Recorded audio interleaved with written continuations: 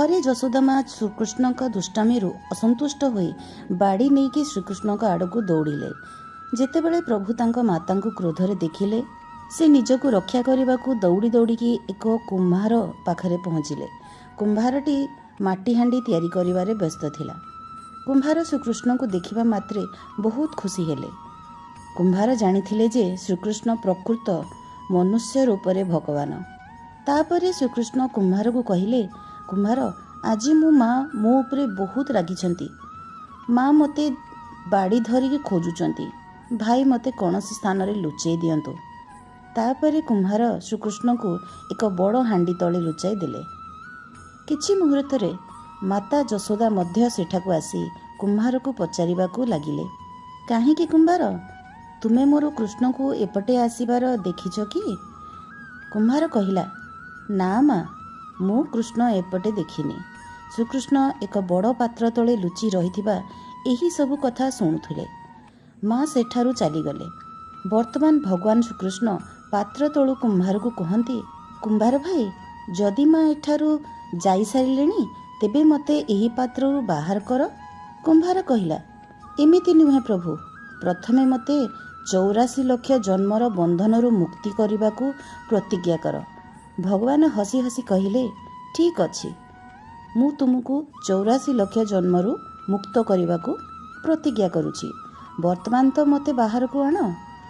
कुमार कहिले, मु एकुटिया नुहे प्रभु, जदि तुमे मो परिवार समस्त लोकं को 84 लक्ष जन्मरु बंधनरु मुक्ति करने प्रतिज्ञा कर तेबे मु तुमको एही पात्ररु बाहर करदेवी।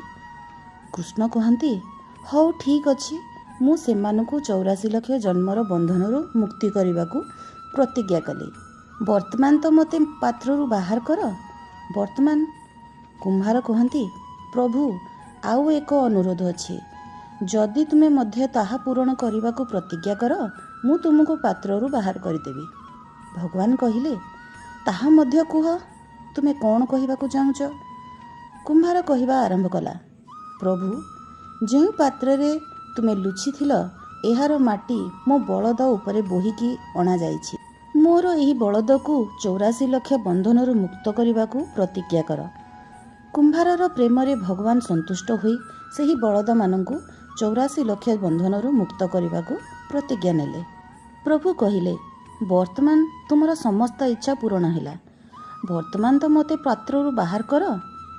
तापरे कुम्हार कहती, वर्तमान नुहे प्रभु, केवल गोटे शेष इच्छा, ताहा मध्य पूर्ण करंतु एवं ताहा हेउछि आम मध्यरे थिबा एही संवाद को जेकोसी प्राणी शुणती आपण तांको 84 लक्ष जन्मर बंधनरु मध्य मुक्त करिवे।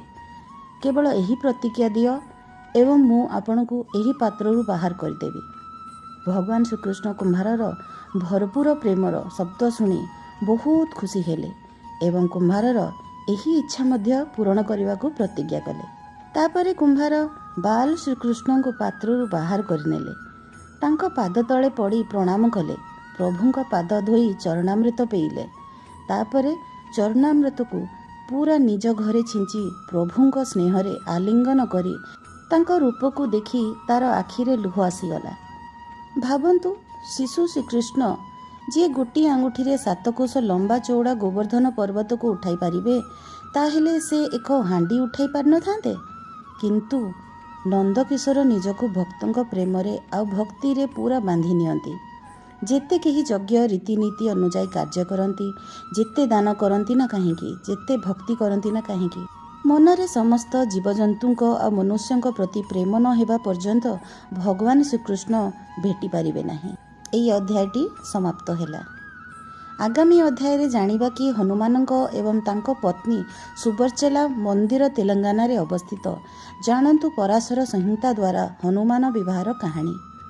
आशा करुछि आजिर अध्यायटी आपनको भल लागिथिबो। जदि भल लागिछि गोटे लाइक निश्चय देबे, सब्सक्राइब प्लीज करनेबे।